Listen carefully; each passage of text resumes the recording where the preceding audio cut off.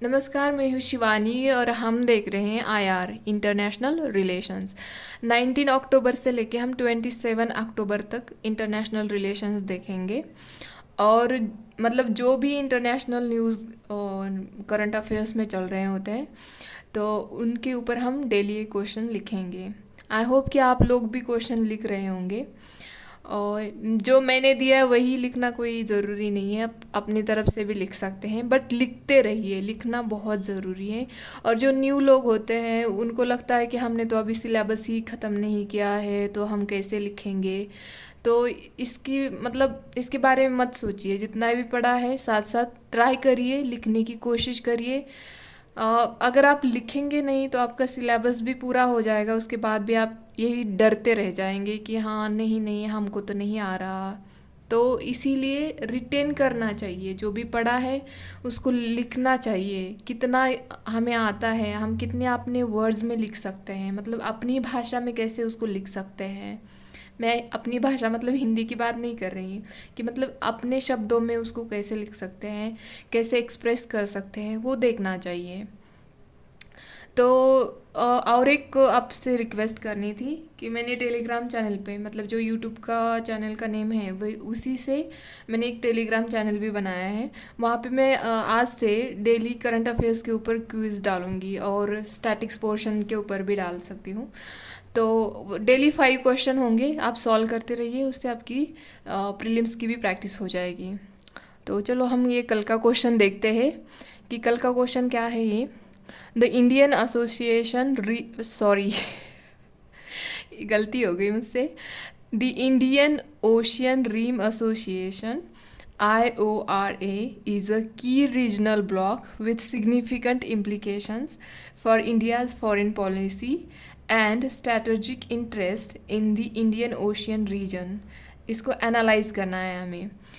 तो मैंने यहाँ पे इंट्रोडक्शन में इंडियन ओशियन रीम एसोसिएशन क्या है इसके बारे में बताया। एक इंटर गवर्नमेंटल ऑर्गेनाइजेशन है, और आप इसको रीजनल ब्लॉक भी कह सकते हैं, क्योंकि आप अगर देखोगे ना इंडियन ओशियन के साइड वाली जो कंट्रीज़ हैं सारी, वही मतलब इसकी मेंबर्स हैं। तो ये हुई थी, इस्टेब्लिश कब हुई थी? 1997 में इसका इस्टेब्लिशमेंट हुआ था। और इसमें 23 कंट्रीज़ आती हैं, from Africa, West Asia, South Asia, South East Asia, Australia and littoral states situated in and around the Indian Ocean. तो ये है इंडियन ओशियन रीम एसोसिएशन। इसके बारे में मैंने यहाँ पे इंट्रोडक्शन में लिखा है, और आप इसका एम भी लिख सकते हो चाहे तो। मतलब अगर ज़्यादा लग रहा है तो कुछ कोई बात नहीं, वैसे लिखना चाहिए था बट लिखा नहीं है मैंने, ठीक है। तो चलो अब हम देखते हैं कि हम मैंने यहाँ पे टाइटल दिया है कि India's role within the IORA, Indian Ocean Rim Association में इंडियाज़ का रोल क्या है। तो मैंने यहाँ पे फर्स्ट लिखा है फॉस्टर रिसर्च, मतलब रिसर्च बढ़ाना है। तो इंडिया ने चेयर किया था इसमें, आई थिंक 2011 में चेयर किया था। उसके बाद इन्होंने मतलब इसके रिसर्च के लिए स्पॉन्सर्स किया था स्टडी को, इंडिया ने और मॉरिशियस ने। तो ये हमने यहाँ पे लिखा है। तो सेकंड है यहाँ पे काउंटर चाइना। चाइना का जो प्रेजेंस हो रहा है, मतलब अग्रेसिवनेस भी बढ़ रहा है इंडियन ओशियन में, तो इसको भी काउंटर करना है। तो इसके लिए और फिर जो क्या बोलते हैं, यहाँ पे मैंने एक कन्वेंशन भी लिखा है जो कि इसके लिए है, लॉ ऑफ द सी का लॉ है ये। तो ये हमने यहाँ पे देखा। तो फिर अब देखते हैं हम, और तो यहाँ पे थर्ड पॉइंट मैंने फोकस ऑन सागर। सागर तो पता ही होगा आपको, security and growth for all in the region, मतलब जो इंडियन ओशियन रीजन है उसी के लिए है ये। तो ये इसका भी इम्पोर्टेंस है, जो कि हमारी sustainable and prosperous future in the region, मतलब ये जो हमारी इंडियन रीजन है उसमें सिक्योरिटी बढ़े, इसमें मतलब सस्टेनेबल डेवलपमेंट हो, और मतलब फ्यूचर के लिए अच्छा ही रहेगा। इसी के अकॉर्डिंग ये सागर इनिशिएटिव है। तो 4 प्रायोरिटीज़ इसकी है, मतलब इस एरिया में, सॉरी 6 प्रायोरिटीज़ है और 2 फोकस है इस एरिया में, इंडियन ओशियन रीजन में। तो उसमें फर्स्ट प्रायोरिटी क्या है कि maritime safety and security, second क्या है ट्रेड एंड इन्वेस्टमेंट फैसिलिटेशन, और थर्ड है फिशरीज मैनेजमेंट, और फोर्थ है डिज़ास्टर रिस्क मैनेजमेंट, और फिफ्थ है एकेडमिक साइंस एंड टेक्नोलॉजी, और सिक्स्थ है टूरिज़्म एंड कल्चरल एक्सचेंज।